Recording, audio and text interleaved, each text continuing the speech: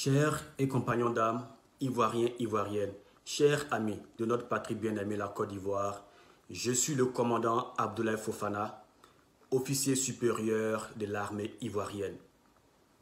Je voudrais m'adresser solennellement et respectueusement au chef suprême des armées, le président Alassane Ouattara, à propos d'une très grave dérive que j'ai le devoir de relever en ce jour afin que nul ne l'ignore. En effet, le président Ouattara a pris l'initiative de convoquer récemment, dans une réunion spéciale, les généraux de notre armée et les ex-comzones des forces nouvelles, pour leur confier sa candidature illégale à l'élection présidentielle 2020 et leur remettre de fortes sommes d'argent ayant pour but de les corrompre. Je proteste vigoureusement contre la distribution de centaines de millions aux généraux de l'armée et notamment aux ex-comzones. Tous ces individus qui se permettent de rouler sur l'or pendant que la base de notre armée est laissée pour compte font honte à l'éthique républicaine de la nation ivoirienne. Monsieur le Président de la République, chef suprême des armées, je suis un acteur de la crise post-électorale des années 2000 et celle de 2011. Je constate malheureusement la similitude des germes qui ont provoqué ces crises post-électorales terribles avec ce qui se passe en cette année 2020 en Côte d'Ivoire.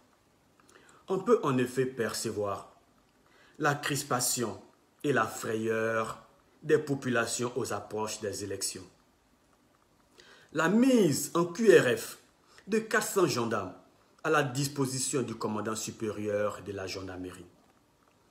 L'envoi à ces jours des derniers recrues à Akandje et qui seront mises à la disposition des unités commando après formation. Ce qui me fait rappeler mon histoire, car j'y suis aussi passé dans les années 2000 et je fus mis à la disposition de feu lieutenant Bokayapi aux approches des périodes électorales. Tout ce tohu-bohu, pour moi, est un déjà vu dans les années 2000 et 2010-2011. Est-ce qu'une armée républicaine doit être ainsi manipulée?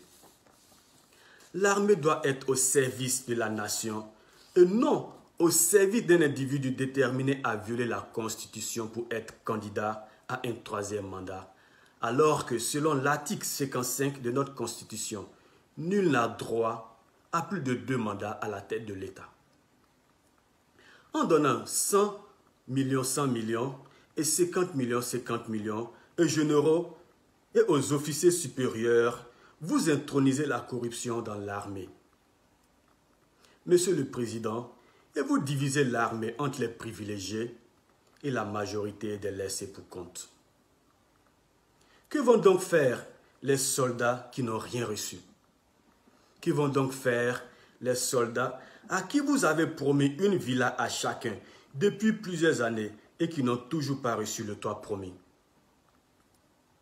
Que vont donc faire tous ces pauvres soldats qui tirent le diable par la queue et dont certains ne parviennent même pas à percevoir la quasi-totalité de leurs soldes à la BICI à cause de la mauvaise gestion du gouvernement? Savez-vous, Monsieur le Président, que les soldats dans nos casernes peinent à percevoir la ration normale? Savez-vous, Monsieur le Président, chef suprême des armées, que les commissariats de police ne perçoivent que 10 litres de gasoil pour la patrouille de 24 heures? Monsieur le Président, chef suprême des armées, que feront les familles des soldats disparus à Kafolo avec les 1 million que vous leur avez remis? Monsieur le Président, je me demande, est-ce que les opposants peuvent aussi convoquer les militaires pour leur parler de leur carrière politique, puisque vous vous êtes permis de mêler les militaires de la République à la défense de vos intérêts politiques personnels? Si chaque opposant appelle son groupe de militaires pour leur demander de soutenir sa candidature, n'est-ce pas la chienlit totale que vous auriez ainsi provoquée dans notre pays? Lorsque vous étiez opposant, avez-vous une seule fois accepté que les chefs d'État au pouvoir utilisent l'armée pour vous empêcher d'être candidat? N'avez-vous pas soutenu notre rébellion dans ce pays parce qu'on vous avait exclu du jeu politique à travers la Constitution de 2000? Monsieur le Président, vous avez oublié ce que nous avons souffert pour vous, ce que nous avons souffert pour vous dans ce pays? Monsieur le Président, chef suprême des armées, comment voulez-vous que les soldats vous respectent quand vous plongez dans la corruption des généraux et de certains ex-comzones? Comment voulez-vous que cette armée vous respecte quand vous entretenez gracieusement des miliciens arrogants alors que l'armée républicaine est dans la galère et peut se faire tuer bêtement comme nos frères ont été sacrifiés en juin dernier à Kafolo? Monsieur le Président, vous êtes complètement sorti de votre mission républicaine. Monsieur le Président, vous avez trahi l'armée ivoirienne. Monsieur le Président, vous avez trahi la nation ivoirienne. Nous n'avons plus confiance en vous. Vos intérêts ne sont pas ceux de notre pays. Voilà pourquoi, moi, commandant Abdoulaye Fofana, je demande à tous les membres des forces de défense et de sécurité de Côte d'Ivoire de refuser de brutaliser, de mater et de tirer sur la population civile à votre demande, qui sont nos parents.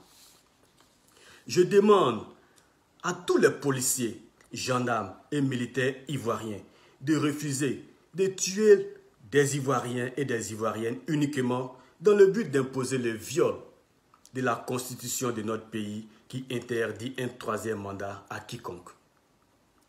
Oui, je demande à nos soldats de s'inspirer de l'exemple des Égyptiens, des Algériens, de toutes les armées habitées par l'honneur et la fidélité au peuple, qui ont refusé de tuer des civils aux mains nues revendiquant la liberté, le droit constitutionnel.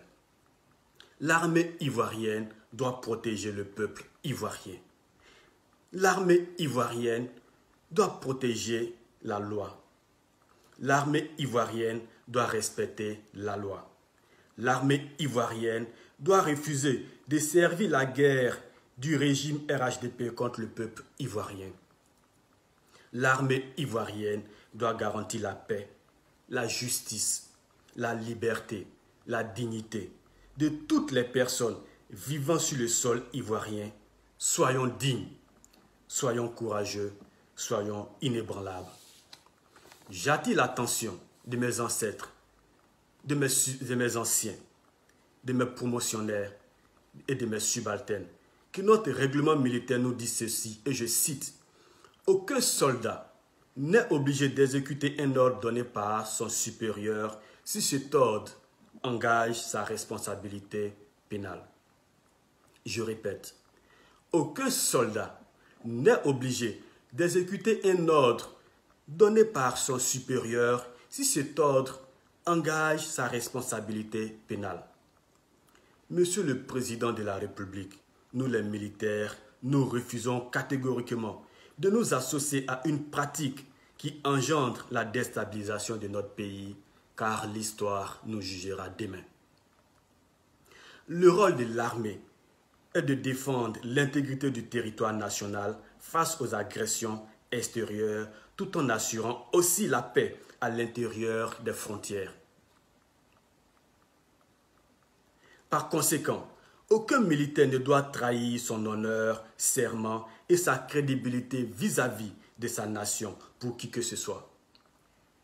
Car son objectif premier est de servir et protéger son peuple sans distinction de race, région, origine, ethnique et religion. Monsieur le Président de la République, chef suprême des armées, nul ne doit entreprendre une action qui ne répond pas aux intérêts du pays. Le bien-être de notre nation passe avant tout. Monsieur le Président, nous sommes bien sans ignorer que vous avez la possibilité, à partir de votre résidence, de vous rendre au Bima, à Assini et au Ghana, en passant par la Lagune. Nous vous conseillons ardemment de respecter la vie, la paix, la justice, la souveraineté et la dignité du peuple de Côte d'Ivoire. Avant de mettre un thème à mon intervention, comme par rituel, je salue mon père spirituel, je salue le général, mes devoirs, mon général. Je salue l'armée ivoirienne, je salue le vaillant peuple ivoirien. Bonne fête de l'indépendance à la nation ivoirienne. Vive la République, vive la Côte d'Ivoire. Commandant Fofana Abdoulaye. À bientôt.